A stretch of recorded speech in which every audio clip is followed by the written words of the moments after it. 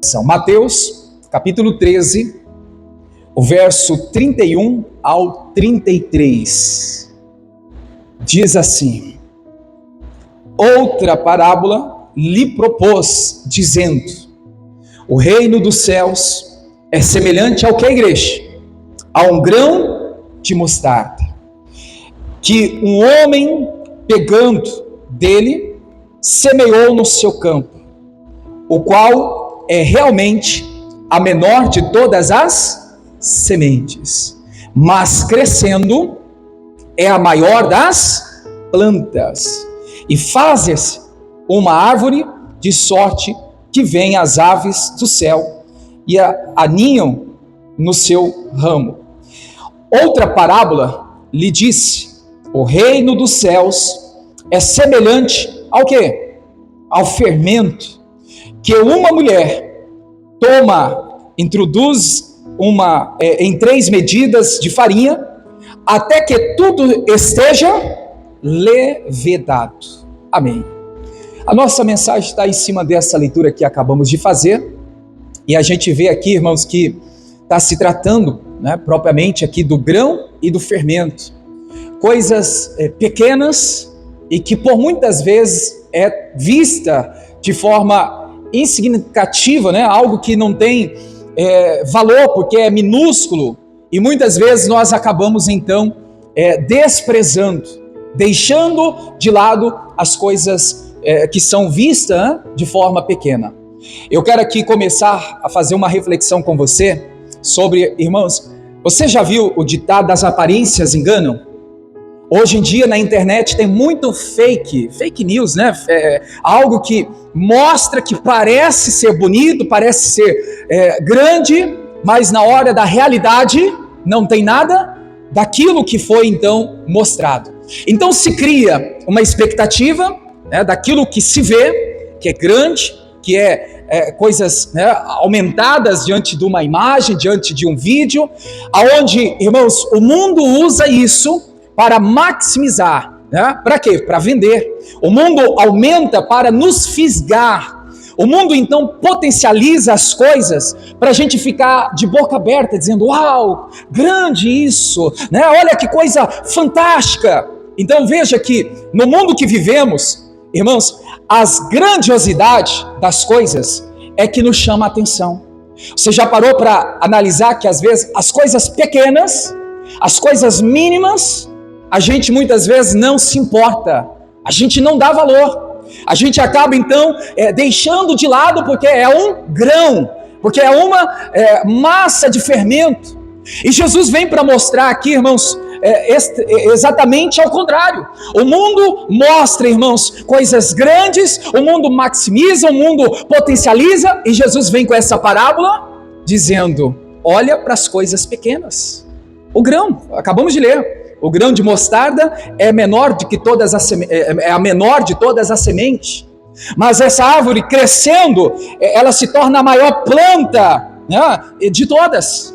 Mas quando a gente olha, irmãos, para um grão, o que a gente logo vê? É pequeno, coisa insignificativa, que não tem significado nenhum, não vai me levar a lugar nenhum, isso aqui não vai me trazer lucro, isso aqui não vai me render nada. E tem muitas pessoas que olham para isso. E eu vejo, irmãos, que Jesus ele traz essa parábola para nos trazer aqui, irmãos, uma grande reflexão. Não podemos desprezar, não podemos fechar os olhos, porque no que é pequeno, no que o mundo rejeita, irmãos, há uma grande potência no mundo espiritual, onde o poder de Deus traz uma grande influência para o reino de Deus, o evangelho ser então anunciado aos nossos corações. E olha, a gente precisa, irmãos, tomar muito cuidado. O pequeno, as coisas pequenas não chamam atenção. Como eu estou dizendo, o pequeno para muitas pessoas não significa nada. Você vê, irmãos, na cultura brasileira, o segundo lugar não importa. A pessoa ela quer o pódio, ela quer o primeiro lugar, ela quer coisa grande, ela quer ser o maior na vida, ela quer sempre chegar na frente. né? E se ela ficou em segundo lugar, é como se ela tivesse ficado em último lugar. Ela desvaloriza, né, o segundo lugar, o pódio de segundo lugar. Então veja que a gente foi, irmãos, criado, né, nessa cultura, que o que vai valer mesmo é o primeiro lugar, é o pódio, é o destaque, é o troféu. E se eu não conseguir, os meus olhos não vão se alegrar, os meus olhos não vão enxergar aquilo como grande. Muitas pessoas que quando chega em segundo lugar, terceiro, vai para o pódio, às vezes, irmãos, despreza a medalha, o troféu de segundo, terceiro lugar, porque para ela não tem valor. Para mim, eu tinha que ser campeão, eu tinha que ser o vencedor dessa prova. Então veja que o mundo, irmão, sempre vai tentar nos mostrar coisas grandes, coisas que é para chamar a nossa atenção. E Jesus vem com essa parábola, falando da importância da semente, falando da importância aqui, irmãos, né, do fermento, que por muitas vezes, misturado ali na massa, aos olhos nus, irmãos, tem como identificar o fermento? É impossível às vezes, né? Identificar ali onde está o fermento. Misturou aqui com a farinha, está ali, e agora? Cadê? Não se vê, né? E aqui a gente precisa, irmãos, o nosso coração está voltado para isso, né? Não despreze, não feche os olhos para as coisas pequenas. O que é pequeno hoje pode sim amanhã se tornar grande. Mas o mundo, irmãos, nos oferece, nos mostra coisas grandes e a gente acaba então se iludindo. A gente acaba então olhando com um olhar diferente, querendo, irmãos, do nada, da noite para o outro dia, se tornar rico, milionário, ter muito. E a gente precisa entender o que Salomão disse em Provérbios 4:18. A Bíblia fala, irmãos, que é como a luz da aurora, que vai brilhando, entenda, vai crescendo, a pessoa vai melhorando, ela vai mudando, ela vai sendo transformada, e aí, irmãos, até que o dia fique o quê? Perfeito, né? Então ninguém se torna grande da noite para o dia. Você pode, irmãos, ser grande? Pode, mas valorize as pequenas coisas. Aquilo que é pequeno hoje, amanhã vai ser grande, se você entender, irmãos, o impacto que o Senhor faz na sua vida, trabalhando, né, aos poucos, te moldando, te ajustando, te alinhando, te ajudando, te fazendo ser melhor a cada dia para a glória de Deus. Amém? Diga para a pessoa que está perto de você, diga assim, a mudança, diga, o impacto que ocorre na nossa vida nos transforma processualmente. Ou seja, existe um processo que precisa ser respeitado. Irmãos, para ser grande, tem que ser, né, um dia pequeno, o começo, o início. A gente vê, irmãos, claramente, né, essa declaração que a Bíblia nos traz para a gente então atentar e abrir os nossos olhos de forma especial. Olhando aqui para Provérbios 14:16, eu vejo desta forma, que a vereda do justo é como a luz da aurora, né, que vai, irmãos, brilhando mais e mais até o dia ser perfeito, né? Então que a gente possa, irmãos, como ser humano, entender que nós podemos melhorar, nós podemos ser melhor. Nós temos que ter no coração que amanhã vai ser melhor do que hoje. Você pode repetir isso comigo? Amanhã vai ser melhor do que hoje, né? E hoje eu tenho que ser melhor do que eu fui ontem. Esse é um processo, irmãos, que muitas pessoas não entendem, né? Que a gente passa pelo processo e muitas vezes esse processo ele é árduo, ele pesa, ele dói, ele machuca, mas é o processo da vida. Vê que muitas pessoas, quando então ela lança uma semente na terra, irmãos, existe um processo, né? Ela foi lançada, tem que regar, tem que cuidar, para depois, né, vingar, para depois crescer, para depois então frutificar. Não é da noite para o dia, não é de uma hora para outra, plantou hoje, amanhã já temos o resultado, não é assim. E a vida cristã também, irmãos, passa pelo processo. Muitas pessoas não têm suportado o processo. Tem muitas pessoas que estão, irmãos, sendo moldados, estão sendo transformados pelo Espírito Santo, mas na hora da cobrança de Deus, na hora do ajuste para com Deus, muita gente pula fora.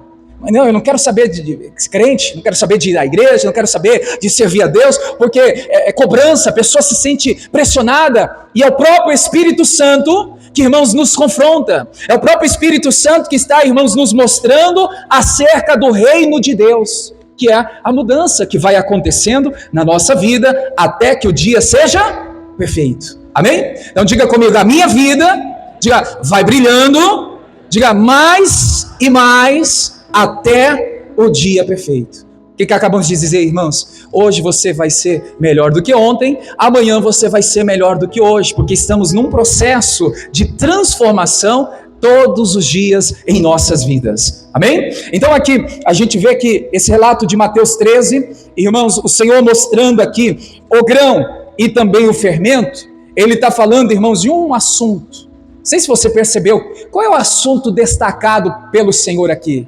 O reino de Deus.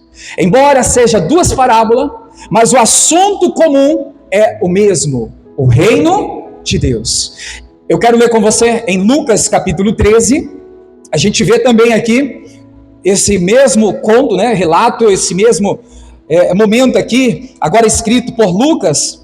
A gente lê no capítulo 13, no verso 18, olha só essa declaração escrita por Lucas, Lucas 13, 18, e dizia, aqui é semelhante o reino de Deus, e aqui compararei, é semelhante ao grão de mostarda, que um homem tomando, lançou na sua horta, cresceu e se fez grande árvore, e em seus ramos se aninharam as aves do céu.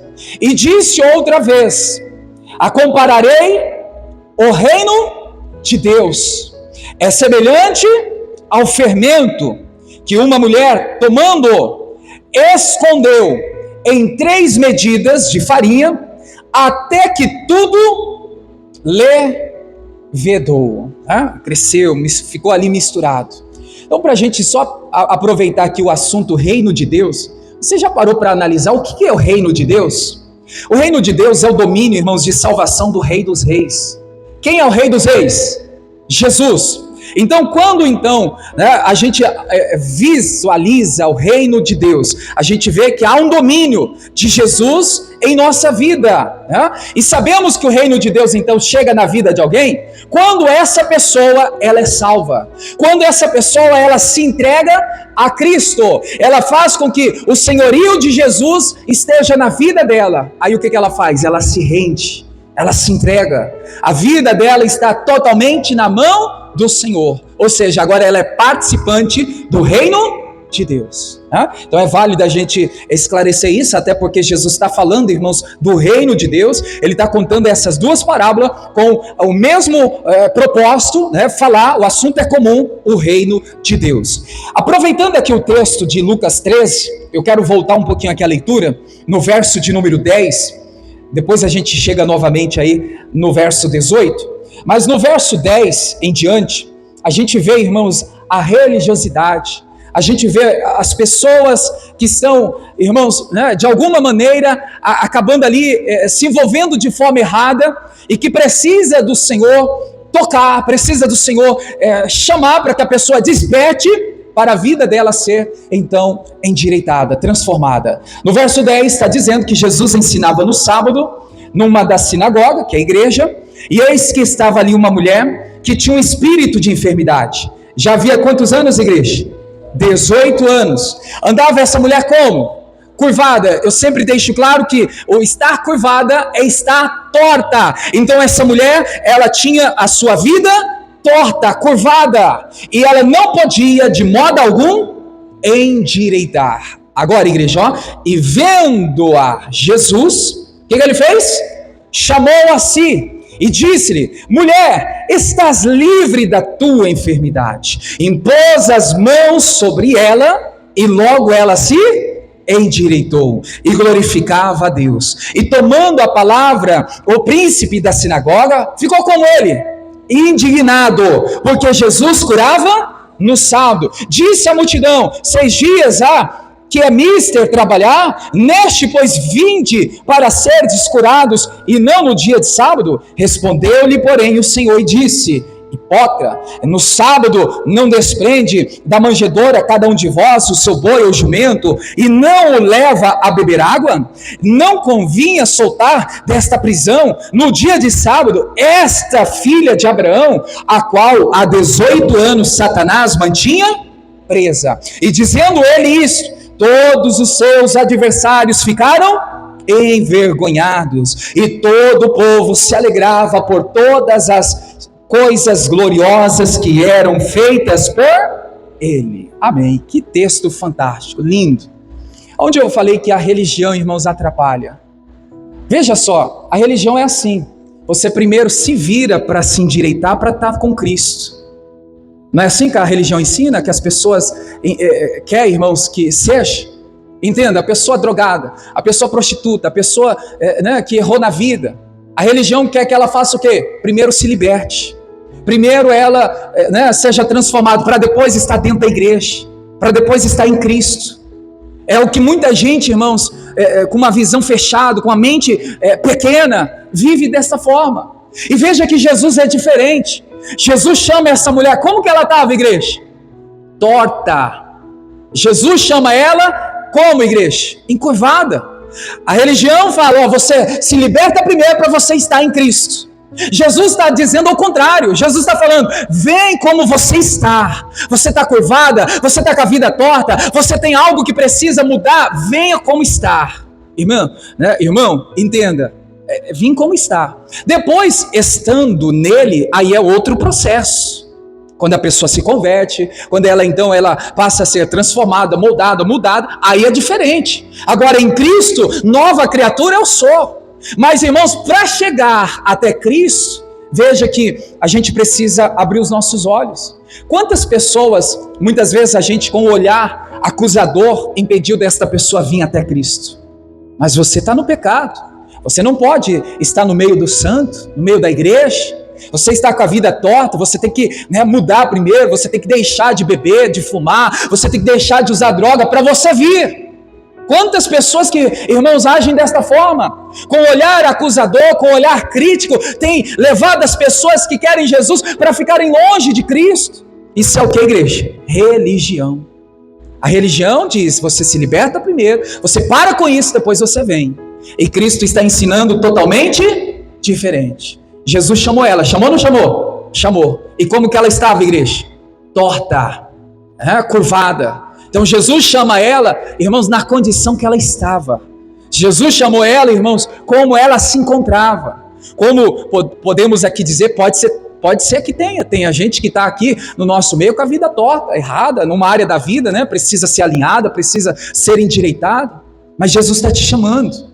Jesus está dizendo, vem para sua vida ser endireitada, vem para sua vida ser mudada. Eu vejo aqui Jesus chamando ela, irmãos, e dando a ela a condição, a força para ela ir até Jesus, mesmo como torta, mesmo sem condições, irmãos, vamos dizer, espiritualmente falando, é algo para a gente parar para analisar. Nós precisamos, irmãos, apresentar as pessoas que estão com a vida torta, a Jesus a ela.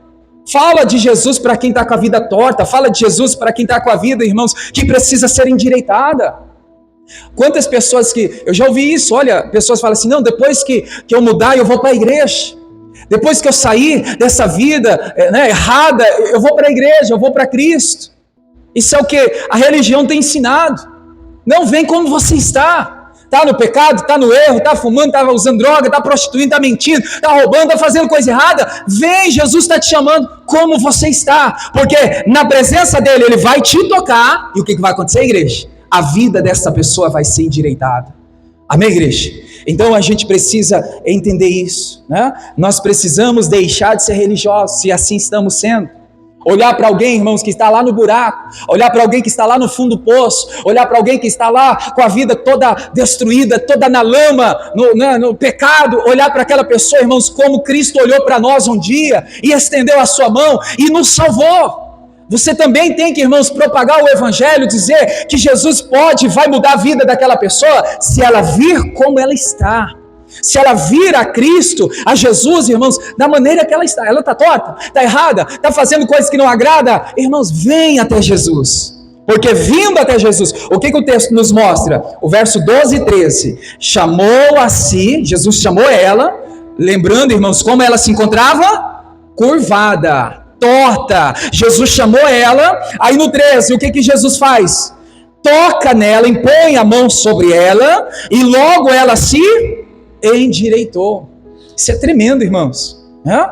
Isso é fantástico, isso aqui é poderoso. Jesus endireita. A pessoa pode estar na vida torta, toda nas mãos de Satanás. O inimigo pode estar governando, controlando a vida dessa pessoa. Quando esta pessoa vem até Jesus, Jesus toca nela, e o que acontece? Transformação, mudança. Jesus tocou nela e endireitou a vida dela. Amém, igreja? E foi bem claro aqui o que o Senhor disse, que não é só no sábado. Que dia que Jesus pode endireitar a vida de uma pessoa? Todos os dias. Você pode dizer isso comigo? Todo dia é dia de Jesus endireitar as pessoas. Então, irmãos, se hoje você precisa endireitar uma área da sua vida, tem gente que está certa em várias áreas dela, mas tem uma que precisa ser endireitada, tem uma área que precisa ser alinhada. Permita que Jesus toque em você hoje, e hoje mesmo sua vida seja endireitada. Amém, igreja? Agora diga comigo também, todo dia é dia de andar direito na presença de Deus. Quando estamos, irmãos, aí já é outro papel, aí já é outro cenário. Agora convertido, agora com Cristo no nosso coração, agora, irmãos, a cobrança é diferente. Uma coisa é a pessoa chegar torta, chegar na lama, chegar nas mãos de Satanás. Agora convertido, nova criatura é, as coisas velhas passaram e tudo se faz novo. Agora, irmãos, por isso que eu pedi para você repetir comigo. Agora é dia de andar direito. Agora é dia de andar certo. Agora é dia de, irmãos, fazer o que agrada os olhos do Senhor. Nós não podemos, já convertidos, já, irmãos, ter uma vida cristã de algum tempo, alguns anos, e viver no lamaçal, nas mãos de Satanás, numa vida pecaminosa. Não. Convertido em Cristo, agora, Senhor, eu vou andar certo, eu vou andar direito, na tua presença eu vou fazer aquilo que te agrada, em todo o tempo. Amém, igreja? Então eu vejo aqui essa importância da gente passar aqui os olhos sobre o capítulo 13 aqui e entender, irmãos, que quantas pessoas têm tido o olhar acusador para alguém que está no pecado, está com a vida torta. Não, chama essa pessoa para vir até Jesus, como ela está. Chama essa pessoa que está, irmãos, na vida toda destruída por Satanás. Chama essa pessoa, faça o convite. Jesus convidou, hoje, irmãos, Ele quer que eu e você convide as pessoas. Quantas pessoas você tem convidado para vir até Cristo? Não é propriamente via a igreja, mas acaba sendo via a igreja. Quantas pessoas você chama diariamente, semanalmente, para estar, irmãos, vindo à igreja? Entenda que via a igreja é via Cristo. E quando a pessoa vem à igreja, quando ela está ali com a vida toda destruída, torta, o que Jesus faz? Toca nela. E toca para endireitar, para mudar, para transformar completamente a vida dessas pessoas. No versículo 17, eu vejo aqui dois efeitos dos milagres, do milagre que aconteceu, essa mudança na vida dessa mulher que estava 18 anos curvada, agora Jesus endireitou, e a gente vê aqui no versículo 17, dois tipos de grupo de pessoas que existem, irmãos, muitas vezes até dentro da igreja, no dia a dia. O primeiro grupo de pessoas que fica como, igreja? Fica como? Fica envergonhado. O versículo anterior fala que alguns ficaram, irmãos, indignados, ficaram revoltados, porque Jesus havia tocado naquela mulher e a vida dela tinha endireitado. Então esse é o primeiro grupo de pessoas que nunca vai estar feliz com a sua vitória. Nunca vai, irmãos, torcer para você vencer na vida. Então é algo para a gente abrir os nossos olhos e entender que isso é real. Isso acontece também nos dias de hoje. Tem gente, irmãos, que está na congregação, na mesma igreja que você frequenta, que você congrega, e tem gente que te olha, irmãos, vendo você vencer, vendo você se destacar. Tem gente que olha e fica como? Indignado. Mas como que pode? Essa pessoa consegue e eu não consigo? Como que pode essa pessoa vencendo e eu não venço? Tem gente assim ou não tem, irmãos? Tem muitas pessoas. Estou falando de igreja, mas no local de trabalho também é o que mais tem.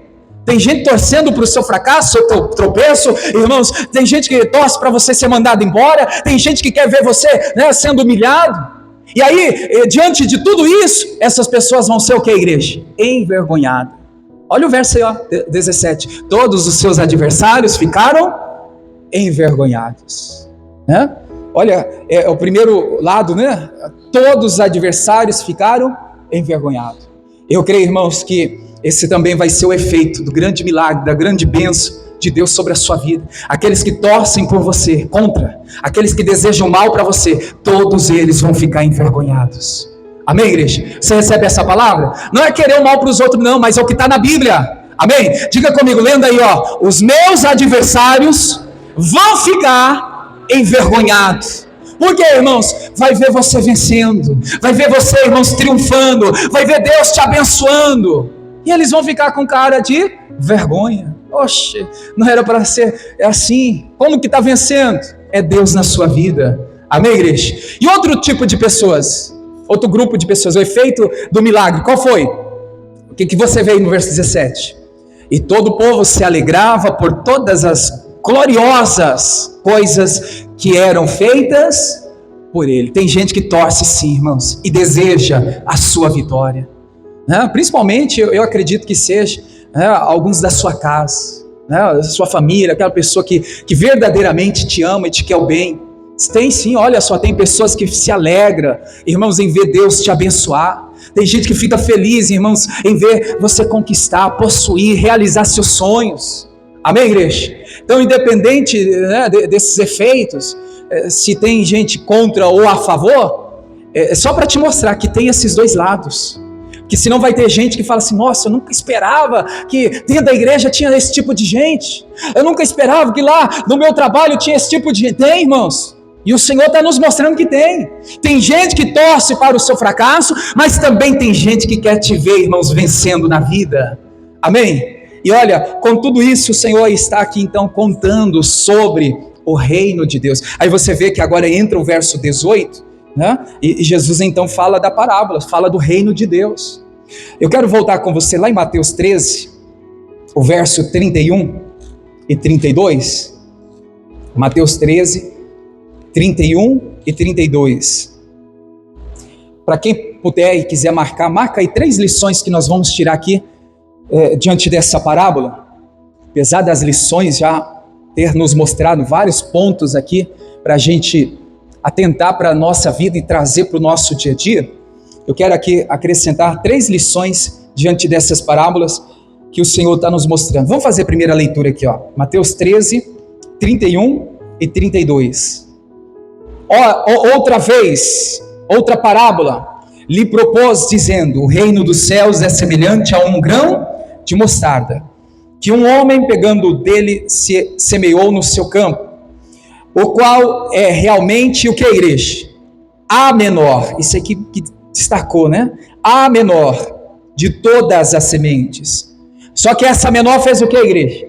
Cresceu e se tornou a maior das plantas. Amém. Já está aqui a primeira lição. Diga para a pessoa que está perto assim, valorize os pequenos começos. Essa é a primeira lição. Agora, para você, né? Interage aí para você, diga assim, eu preciso valorizar os pequenos começos. Irmãos, valorize a sementinha. Valorize, irmãos, aquela atitude que, ainda que seja pequena na sua vida. Valorize, irmãos, aquela pequena decisão que você tem que tomar. Valorize, irmãos, aquele primeiro passo que você dá. Né? Valorize, irmãos, aquele movimento que você faz em direção do que você deseja da parte do Senhor. Dá valor, irmãos, aos pequenos começos. Uma vez eu assisti, irmãos, no Discovery, eu vejo como testemunho uma pessoa muito obesa. Você já viu nesses seriados aí? Uma vez, mas muito obesa mesmo, que para levantar, irmãos, precisava de guincho. Eu vi guincho, falei, meu Deus do céu, a pessoa não conseguia ficar em pé. E aí, irmãos, essa pessoa, ela um dia decidiu, eu vou fazer algo pela minha saúde. Como ela não conseguia ficar em pé, e ela precisava até do auxílio do guincho para pelo menos sentar em cima da cama, e ela precisava fazer algo, irmãos, para então iniciar o processo para emagrecer. Sabe o que ela fez? Ela começou a rolar em um tapete preparado ali, e ela começou a rolar para lá, para cá, com muito esforço, muita dedicação. Aos olhos humanos, irmãos, rolar de um lado para o outro não era nada. Mas ela foi suando, ela foi eliminando ali, né, algumas calorias, ela foi, irmãos, emagrecendo. Aí de repente essa pessoa já, agora, irmãos, já no processo, tempo depois passado, ela já tinha condições de se levantar. Ela começou a dar volta na sua casa, caminhando na sua casa. Ela foi, irmãos, e olha, passou-se o processo, essa pessoa ficou, irmãos, magra. Ela emagreceu. O que eu quero dizer, irmãos? O que essa pessoa fez? Valorizou o pequeno começo. Sabe qual é o erro de muita gente, irmãos? É que não começa, é que não tem iniciativa, é que não dá o primeiro passo. Tem muitas pessoas, irmãos, que ela sabe o que deve fazer, mas ela não dá o primeiro passo. Esse testemunho que eu estou contando aqui, irmãos, o primeiro passo dela foi rolar de um lado para outro em cima de um tapete, aonde então iniciou o processo de tratamento para a sua saúde. Quem via de longe assim, falando, não vai dar em nada, é perca de tempo, para que isso? Mas no coração a pessoa já tinha decidido, eu vou começar, eu vou iniciar, eu vou ter uma atitude. Por isso que eu estou dizendo, irmãos, uma pequena atitude pode e vai fazer uma grande diferença na sua vida. Uma pequena decisão hoje, irmãos, vai trazer para você, irmãos, grandes resultados. Mas você precisa valorizar os pequenos começos. Dá valor, irmãos, ao início. Isso pode e vai fazer uma grande diferença na sua vida. Amém, igreja? Diga graças a Deus. Eu creio nisso. Zacarias 4:10, coloca na NVT, por favor, nova versão transformadora. Olha na tela aqui, igreja. Guarda essa primeira frase aí. Guarda aí. Eu vejo que essa frase bíblica deveria estar, irmãos, em destaque. Não tem gente que no espelho coloca papel, leitura, algo ali? Tem gente que no guarda-roupa dela no espelho sempre tem recadinho, né? Esse versículo aqui tem que estar pregado lá no espelho, né? De muita gente. O que está escrito aí? Não desprezem os começos humildes. Não despreza o começo, não despreza o início, não despreza, irmãos, né, as pequenas coisas que você tem que fazer. Se todo dia você levantar e ler e entender isso aqui, eu não posso desprezar uma pequena atitude hoje, uma pequena decisão hoje, um pequeno começo hoje. Irmãos, se você não desprezar, o que acontece aí, igreja? Pois o Senhor se alegra ao ver a obra começar. Quando você inicia, quando você começa, Deus se alegra, irmãos, com o seu posicionamento. Mas tem gente que não quer começar. Ela sabe, irmãos, o que tem que fazer e ela não faz. Vamos levar para o lado da fé? Olha só, eu já vi muitas pessoas dentro da igreja dizer assim, esse ano eu vou ler a Bíblia toda. Aí ela começa desesperadamente, irmãos, lendo ali, talvez 5, 10 capítulos por dia, e aquilo começa a cansar, começa a pesar, aí ela logo faz o quê? Desiste, para. Porque começou, irmão, já acelerado, 10, 25 capítulos, começa por um, começa lendo um versículo. Eu estava refletindo ontem, irmãos, isso na verdade é a cultura, a nossa cultura. A nossa cultura não é de ter o hábito de leituras de livros. Você vê, irmãos, aqui no Brasil principalmente, né, eu falo, a gente está, qualquer tempinho que sobra, a gente corre para onde? No celular. Você vai para o mercado, sobrou um tempinho, você pega o celular. Você está no trânsito, parou lá no semáforo, pega o celular. Você vai fazer, irmãos, né, pegar o ônibus, está ali no celular. Você vai tomar uma decisão, sobrou o celular. Você já viu alguns países fora, que, irmãos, a leitura ela é valorizada e tem a cultura de leitura? Você vê pessoas no metrô, você vê pessoas, irmãos, no trem, no ônibus, com livros na mão, indo trabalhar. Você vê a pessoa, irmão, sobrou um tempinho, ela está lendo. Mas, infelizmente, né, todos, claro que a gente não generaliza, né? Mas a cultura nossa, irmãos, não é de ler. Pouco se lê. Sobra um tempinho, a gente faz outras coisas, menos ler. E o que eu quero dizer aqui, irmãos, às vezes a pessoa, ela deixa de ler a Bíblia, porque ela já tentou ler, só que ela tentou começando 10, 20 capítulos, e aí por não entender, ela abriu mão, ela desistiu. Um conselho, leia um capítulo, leia um versículo, e se preciso for, irmãos, faça até um voto com Deus. No quê? Deixa a Bíblia do lado da sua cama, e fala para Deus: Senhor, antes de dormir, eu vou ler todos os dias um versículo, um capítulo. Só que, irmãos, a nossa cultura é deitado antes de dormir, ficar fazendo o quê? Mexendo no celular. Não é todos, claro, né? Mas Bíblia, leitura, muitas vezes isso não existe. Isso não acontece. Então nós precisamos, ao pouco, irmãos, criar hábitos. Aos poucos, valorizar esse começo. Ah, mas é só um versículo. Esse versículo, daqui a pouco você lê 2, daqui a pouco você lê 3, daqui a pouco você está lendo, irmãos, toda a Bíblia, porque já está no coração estabelecido, irmãos, que os pequenos começos são importantes e você um dia começou. Amém? Então, a primeira lição que a gente tira, irmãos, valorize os pequenos começos. Tem que começar? Comece. Tem que dar um passo de fé? Dê. Irmãos, tem que tomar uma atitude de fé? Tome. Não fique esperando. Não fique aguardando. Quantas pessoas que aí têm desistido de fazer, antes mesmo de começar.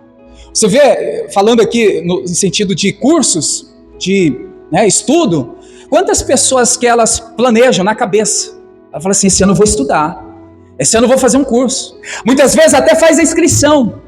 E olha, quando não compromete, nós tomando a vaga de alguém, porque alguém que talvez queria estudar, queria fazer o curso e não pôde fazer porque eu ou você, nós tomamos a vaga daquela pessoa, porque nós falamos: não, eu vou fazer. Aí na hora que o curso começa, na hora que as aulas começam, cadê?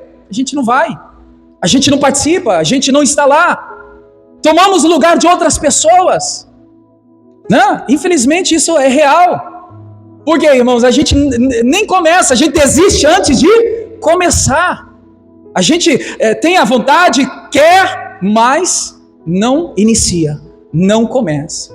Quando falo sobre isso, eu lembro, irmãos, daquela passagem do Bartimeu. Ele começou a clamar: Jesus, filho de Davi, tenha misericórdia de mim. Se ele não tivesse começado, o milagre não tinha se completado. O milagre se completou, irmãos, ele ficou curado, ele ficou ali abençoado por Deus, claramente, através de Jesus, porque ele começou. Amém, igreja? O que Bartimeu fez? Começou. Tem que ter um começo. Agora, igreja, valorize esse começo. Dá importância. Não, isso aqui é para o meu bem, eu vou aprender, isso aqui vai ser para acrescentar, isso aqui vai ser algo que vai me trazer proveito, algo que vai me ajudar muito. Então valorize esse começo, porque esse começo, ainda que hoje seja pequeno, amanhã vai fazer você ser grande. Amém? Segunda lição, irmãos. Antes de passar da segunda lição, eu lembrei aqui de 1 Coríntios 15, 58. 1 Coríntios 15, 58. O que está escrito aí? Paulo falando: portanto, meus amados irmãos, seja o quê? Seja fortes e firmes. Mas eu tenho aqui a tradução que diz: seja firmes e constantes. O que é ser constante? É você, irmãos, dar continuidade naquilo que você começou. Seja firmes e constante, sempre abundante no trabalho, na obra, naquilo que então você faz para glorificar o Senhor. Seja firme, seja constante. Aquela decisão que você tomou, aquela iniciativa que você teve, irmãos, não retroceda não recua não, seja firme e constante. Começou, irmãos, vai até o fim. Começou, irmãos, prossiga. Outro tipo de grupo de pessoas que existe é daqueles que começam, mas não dão continuidade, porque não tem firmeza e nem constância. Temos que ter firmeza e constante para, irmãos, não desistir, para então não ficar, irmãos, parados. Amém? Diga para a pessoa então perto aí, diga: não despreze os pequenos começos. Por quê, irmãos? É pequeno que se começa. É aquela pequena decisão, aquela pequena atitude que vai fazer você despontar, vai te trazer grandes resultados. Segunda lição, Lucas 13, volta lá, vamos continuar aqui, sempre revezando aqui entre Lucas e Mateus. Lucas 13, o verso 20 e 21. A segunda lição que a gente encontra nesse texto da parábola, o verso de número 20. E disse outra vez: a que compararei o reino de Deus? É semelhante ao que a igreja? Ao fermento, que uma mulher tomando, essa palavra que me chamou a atenção, o que essa mulher fez?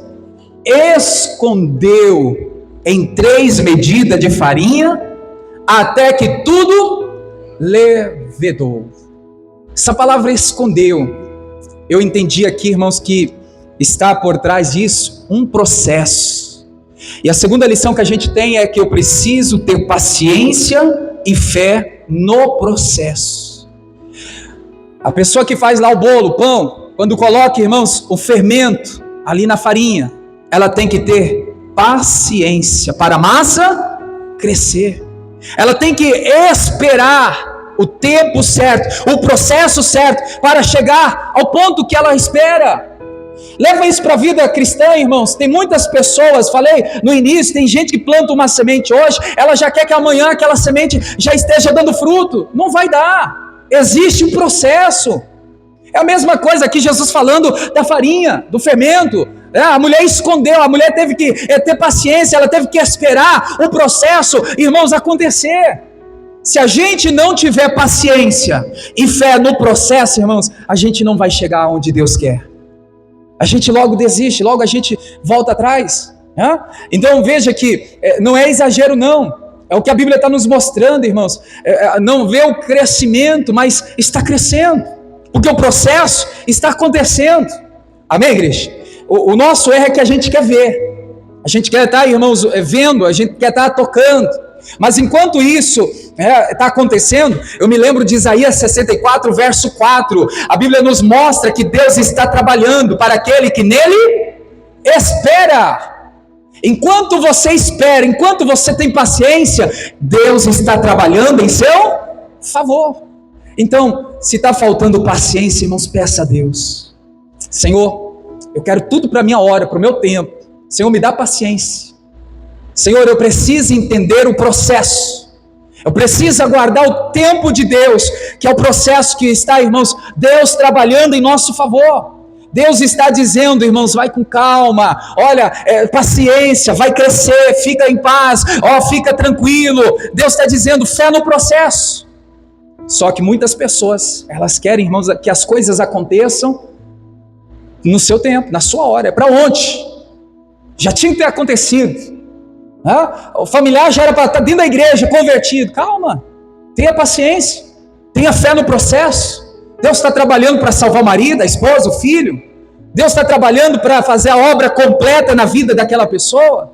Mas tem que ter paciência e fé, irmãos, que Deus está trabalhando para aquele que nele espera. Amém? Diga glória a Deus. Diga comigo, eu preciso ter paciência e fé no processo. Terceira lição, Mateus 13, 33. Volta lá para Mateus. Mateus 13, 33. Diz aqui: outra parábola lhe disse: o reino dos céus é semelhante ao fermento que uma mulher toma e introduz em 3 medidas de farinha, até que tudo esteja levedado. Vamos pegar essa fala, a última frase aí de Cristo: até que tudo seja levedado. Você pode repetir comigo, lendo aí a última frase?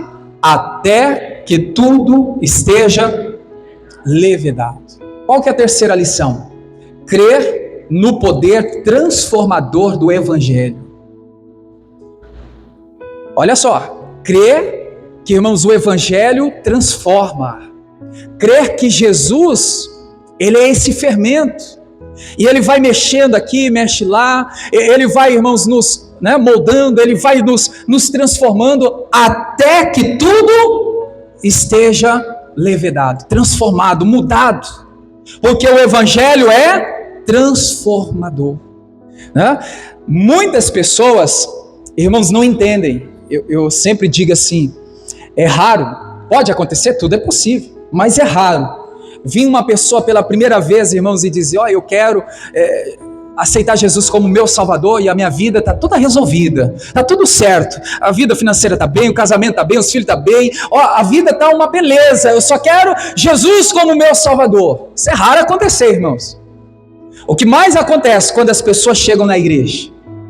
Elas vêm, irmãos, por causa de um problema, por causa de uma situação, uma necessidade, uma dor. Até tem o ditado, né, que muitos vêm pela dor. E é verdade, tem gente que vem para a igreja, irmãos, porque dói, né? Está machucando, a pessoa está ferida. Tem gente que está precisando de uma resposta, tem gente que está precisando de uma mudança, né? Existem batalhas, lutas, existe dor. Isso, então, em regra, a gente entende, irmãos, que, olha só, as pessoas, elas vêm atrás do Evangelho, elas vêm atrás de Cristo para resolver um problema, para, então, né, ter uma mudança na sua vida. E aí é onde a gente vê, irmãos, que, normalmente, as nossas dores nos traz até Cristo. As nossas dores, as nossas batalhas, que nos faz voltar para Deus, se render aos pés do Senhor. Você pode ver, irmãos, que muita gente, que quando ela está com problema financeiro, quando ela tem um problema na família, no casamento, com o filho, o coração está frio. A maioria das pessoas, ela fala assim, não, eu preciso ir para a igreja, eu tenho que ir para a igreja, eu tenho que buscar Deus.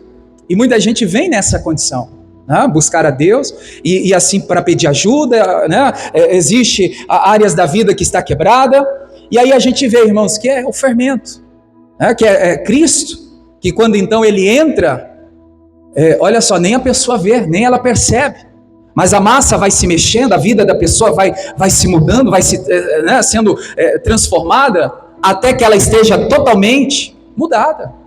É onde eu disse que nós temos que crer, irmãos, no poder transformador do Evangelho. O Evangelho sempre transformou a vida das pessoas. O Evangelho continua mudando a vida das pessoas, né? A palavra de Deus continua, irmãos, transformando a vida das pessoas. Você vai ver uma pessoa que vem pela primeira vez na igreja, com a vida toda destruída, a dor trouxe ela, o problema trouxe ela para a igreja, ela vem ter um encontro com o Senhor, ela aceita Jesus, aí aos poucos, irmãos, ela vai gostando, eu vou voltar nessa igreja, eu vou novamente, olha, eu quero de novo, eu gostei da palavra, né? A oração me serviu. Veja que aos poucos vai transformando, vai mudando, e quando vê, a pessoa está totalmente aos pés de Cristo. A pessoa está totalmente levedada, né? Olha só, irmãos, transformado. O fermento tomou conta. Jesus, então, né, mexeu para lá, para cá, mudando completamente a vida desta pessoa. Então o Evangelho vai tomando conta, o Evangelho vai, irmãos, invadindo, o Evangelho vai, né, mudando a forma de pensar, a forma de falar, o Evangelho vai mudando as nossas atitudes. Tem gente que até, irmãos, a personalidade dela muda. Eu já vi pessoas falar assim, pastor, olha, antes de Cristo, as pessoas tinham medo de mim. Era terrível mesmo, gostava de brigar, confusão, discutir, xingar, palavrão, era disso para pior. Mas a partir do momento que eu conhecia Jesus, que o Evangelho chegou na minha vida, impactou a minha vida, ninguém precisou falar, para de xingar. A pessoa, ela foi, irmão, sendo incomodada pelo Espírito Santo, ela parou de xingar, ela parou de pensar besteira, fazer coisas erradas. O que aconteceu, igreja? Essa frase, ela vai mudando, vai acontecendo, até que a obra de Deus seja completa, transformando a vida das pessoas. Aonde chega então, a mente está transformada, a forma da pessoa pensar, de falar, as suas prioridades, a maneira, né, da pessoa se posicionar, mudou. Quem mudou? Jesus, o Evangelho. Ele é transformador. Amém? Glória a Deus. É o que o Senhor nos entrega hoje, irmãos. Valorize a semente, o grão. Valorize o fermento. Valorize as coisas pequenas, porque pode, do pequeno, você se tornar grande. Amém? Vamos orar? Fique em pé, vamos falar com Deus. Deus abençoe você do YouTube, você da internet. Compartilhe esse culto. Certamente o Senhor vai falar ao coração de outras pessoas.